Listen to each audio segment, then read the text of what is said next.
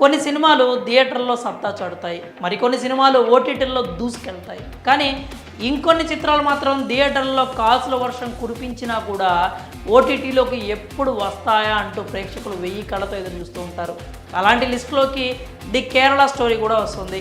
ఈ మూవీ థియేటర్లో సృష్టించిన కలెక్షన్స్ సునామీ అంతా ఇంత కాదు. కానీ ఎప్పుడెప్పుడు ఓటీటీలోకి వస్తుందా అని సినిమా లవర్స్ ఎదురు చూస్తున్నారు. అయితే ప్రేక్షకులను మరింత నిరాశకు గురి చేస్తూ ఈ మూవీ ఓటీటీ రిలీజ్ పలుమార్లు వాయిదా పడుతూ వచ్చింది.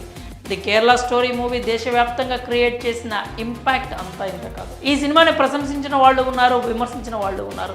థియేటర్లో ప్రదర్శించకూడదు, బ్యాన్ చేయాలంటూ డిమాండ్ చేసిన వాళ్ళు కూడా ఉన్నారు. అయితే అన్ని అవరోధాలను దాటుకొని ఈ మూవీ 2023 మే 5న థియేటర్లో విడుదలైంది. మంచి పాజిటివ్ టాక్తో బాక్సాఫీస్ వద్ద కోట్ల వర్షం కురిపించింది. కేవలం 20 కోట్ల బడ్జెట్లో తెరకెక్కిస్తే ఏకంగా 300 కోట్లకు పైగా కలెక్షన్స్ రాబట్టి అందరినీ అబ్బురపరిచింది. థియేటర్లో స్ట్రాంగ్ మౌత్ టాక్ సొంతం చేసుకున్న ఈ మూవీ ఎప్పుడెప్పుడు ఓటీటీలోకి రిలీజ్ అవుతుందా అని సినిమా లవర్స్ అంతా ఎదురు చూశారు. ఈ సినిమా ఎన్నిసార్లు ఓటీటీ రిలీజ్ అవుతుందని చెప్పినా కూడా అది రిలీజ్ కాలేదు. దాదాపు 10 నెలలుగా వస్తుంది. ఇప్పటికీ ఓటీటీలోకి రాకపోవడంపై ప్రేక్షకులు నిరాశలో ఉన్నారు. కానీ ఎట్టకేలకు ఈ movie official OTT release date అయితే వచ్చేసింది.